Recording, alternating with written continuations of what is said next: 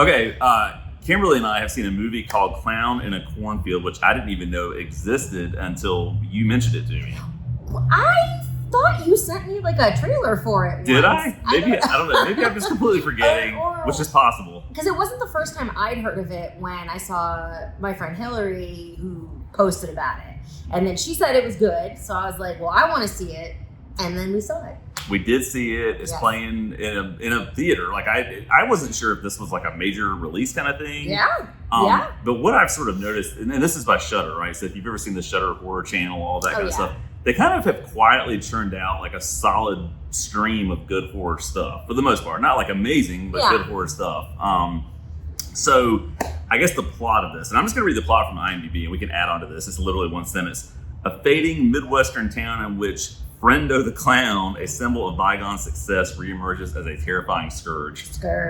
And there's more to it than that. And I didn't know going into this if it was going to be like a full-on, just like serious slasher, but it's very much in the vein of Thanksgiving, like a comedy slasher kind of thing. Yeah, and I would even put it like just one step above Thanksgiving as far as like tone. Like, especially because the opening sequence of Thanksgiving is so ridiculous. Which I do love that opening sequence. It's the best part of the movie. Yeah.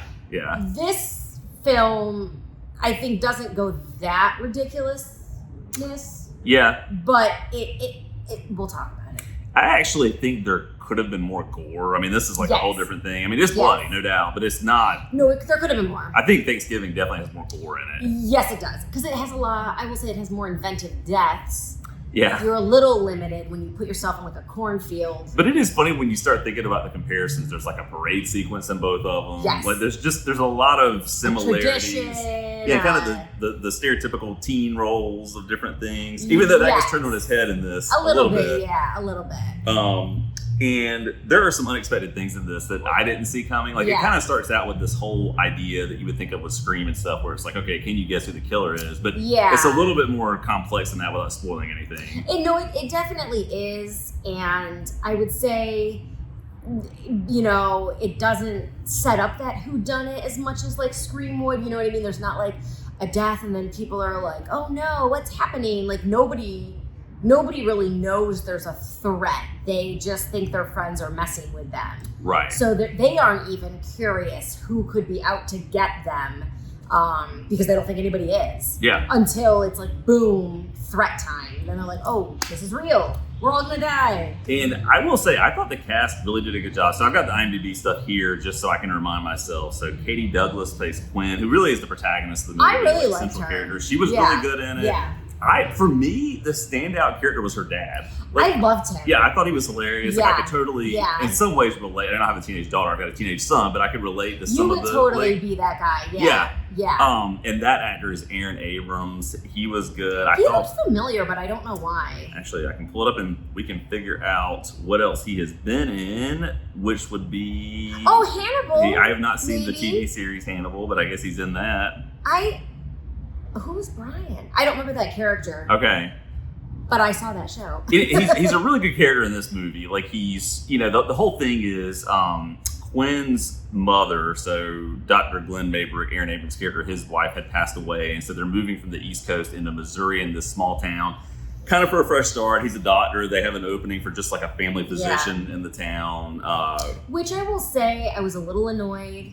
At first, I'm like, okay, here they are moving to this new town in this like, not decrepit, but like very old country Midwestern home.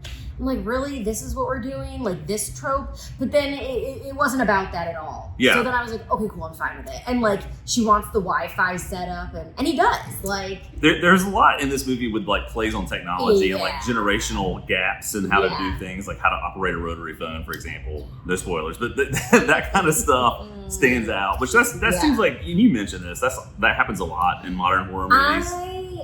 So I was thinking a lot about it, and I'm like, I always feel like good horror is a commentary on society, like that. But and I don't know if it's, you know, after Scream, because it was so meta, if that's what everything sort of feels like it has to do now. But I feel like so many horror movies like Thanksgiving and Clown in a Cornfield and just everything now, the commentary is less subtle. Yeah. which then makes it almost more humorous. And then I'm like, yeah, okay, like. Yeah, I mean, it's very, I guess, in right now for there to be kind of that, I don't know, that comedy horror generational mashup kind of thing, which I told you when the movie ended, like, this feels like kind of a comfort horror movie. Like, I could just put it on in the background, just like I could Thanksgiving and a lot of other things. Yeah. And I would totally rewatch it. And it's definitely set in the fall. It's got kind of those fall vibes to it. Yeah. So, and I don't know, as far as things that you loved about it, is there anything that stands out just to kind of list, like, what's good, what's bad, that sort of stuff? I did really enjoy the main characters, Quinn, Cole, and her dad. Yeah. I thought they all had a really natural dialogue and characterization, which I liked so much, but then it sort of, in contrast to the other characters, they were not so good. Yeah. Sorry. I didn't think the other teenage characters were particularly compelling. I mean, sure, maybe they're supposed to be the caricatures of teenage horror. That's fine. But when you are sort of playing into the stereotype, the act, like, it took away from it. I didn't like it. I think you can still have that, but make it natural. Yeah. And it wasn't. Well, I think you're right. I think just that element of the other teenage characters didn't feel especially fresh. I mean, it's just, you've seen it a lot. I will say, we were talking about this, Kevin Durand, that actor who shows up in a lot of stuff. He plays a pretty central figure in the movie, and I think he's a good villain. I mean, I think the way he delivers his lines, and I was trying to remember what else he's in, because I know it has been a lot of different stuff. And what do I know him from? Oh, okay, I am number Origins. 4. Okay, so he's been in a lot of different things over the years, and he's been around a long time. And he does. I mean, from what I've seen, he usually plays kind of a villainy guy. Yeah, like chewing up the screen type of villain, like gnawing out lines sort of stuff. Yeah. But he was good in it. Yeah, I mean, so on Letterboxd, I gave this a 3.5 out of 5. That was kind of where I landed with it. Yeah. I don't know, we don't usually put star ratings on things, but I don't know if you would land in sort of the same spot. I would, between a 3 and a 3.5, I think. Because there were definitely some surprises and, deviations from the caricatures and stereotypes that I appreciated. I did like some of the humor, and I liked that the dad was like, he almost felt like a teenager. Yeah. Because he was part of trying to figure this out and coming up with ways to defeat the evil and all that. But, well, and I think there's like that component of, he's like now a single dad, so he's just trying to he's just trying to figure out how to deal with this 17-year-old daughter. Yeah. And but it never felt like they were. I mean, they fought because she's a teenager, right? But it never felt like he didn't believe her, or he, like the parent who just dismisses the teenager, and now they're like, I should have believed you. Like, he's very much on her side when it matters. Yeah, and I mean, within the context of the plot, it starts to make more sense as things go on. But early on, you're like, okay, and again, very minor spoilers in my opinion, but like, she gets in with what a lot of the times people see as the wrong crowd, right?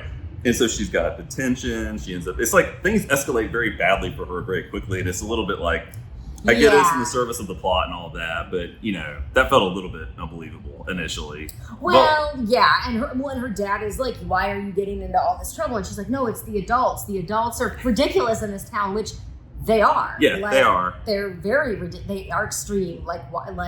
So you as an audience are definitely on their side. And it's interesting that the reason they're the bad crowd is like, I mean, they think that they were almost responsible for this fire, but because they shoot these videos, like they are streamers, and that's what they do, and it seems like people don't like that about them. The other thing I was going to ask you about, because anytime I see a slasher movie, I think about whether or not the actual core villain will stand the test of time. So like Thanksgiving, I can't remember, it was John, whatever the guy's the I can't remember his name. I don't remember his name either. The pilgrimage dude that's the villain in Thanksgiving. But yeah, in this one, you've got a clown as the central thing. And I'm going to talk about this in as non-spoilery a way as possible. But do you feel like there was enough here to spawn a sequel? Like, do you feel like the central villain was good enough as like a slasher, and then also just the story itself, I guess? Yes. I think they give enough, I'll say, like, motivation to the killer, like why they're doing what they're doing, to give it a sequel. Okay. Like, that's like, I don't think that with Thanksgiving, because it was very centralized on revenge, for that particular thing that happened. Where in Clown in a Cornfield, it's bigger than that. Right. And they ultimately, there is a Thanksgiving. I just looked up Eli Ross director profile, and apparently Thanksgiving 2 is a pre-production. They'll do a sequel anytime they can. Because I think it did for a horror movie. It did reasonably well. Yeah, I'm sure it did. Yeah. And I don't. So I actually do think in some ways this one, I don't know if I would say it warrants a sequel more than Thanksgiving, but I think there was enough there. Like I would revisit these characters if there's another story.